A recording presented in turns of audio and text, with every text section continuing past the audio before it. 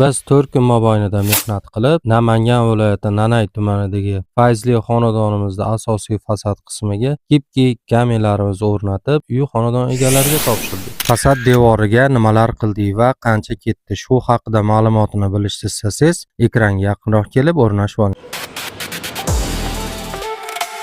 1 kvadrat gipki kamen maxsus klega, maxsus laka yetkazib berish xizmati va gipki kamerlarni o'rnatish uchun usta xizmatlari ichida 95 mingdan dogovor qilgan. Xonadon egalaridan devor tekislash uchun kafelni kley, gruntovka, balandlikda xavfsiz va qulay ishlash uchun lesa arenda, 3 mahal oziq-ovqat va yotoq joy bilan ta'minlab berishdi. Ushbu ko'rib turgan Fayzli xonadonimizda fasad devorlariga 100 kvadrat gipki kamerlarimizni o'rnatib berdik. Общий расход uy egalariga 9 million 500 mingga kelib tushdi. Xonadon baland va yorqin ko'rsatish maqsadida biz qora va oq mramor ko'rinishdagi gipki kamerlarimizni devor fasadlariga o'rnatib berdik. Siz istagan rangda va zamonaviy ko'rinishda tez va sifatli qilib gipki kamerlarimizni buyurtma asosida tayyorlab, uyingizga o'zimiz olib borib, devoringizga o'rnatib beramiz. Biz hozirda O'zbekiston bo'ylab 1 kvadrat gipki kamen, maxsus klega, maxsus laka yetkazib berish xizmati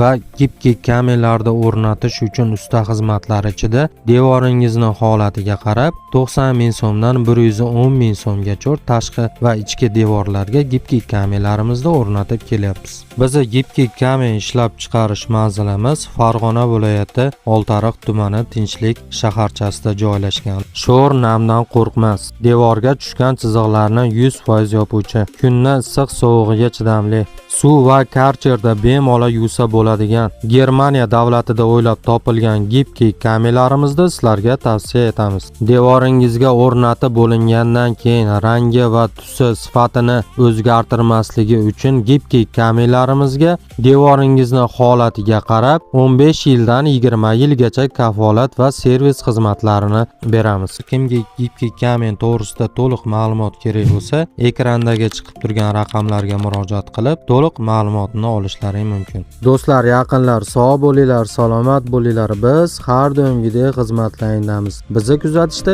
charchamanglar.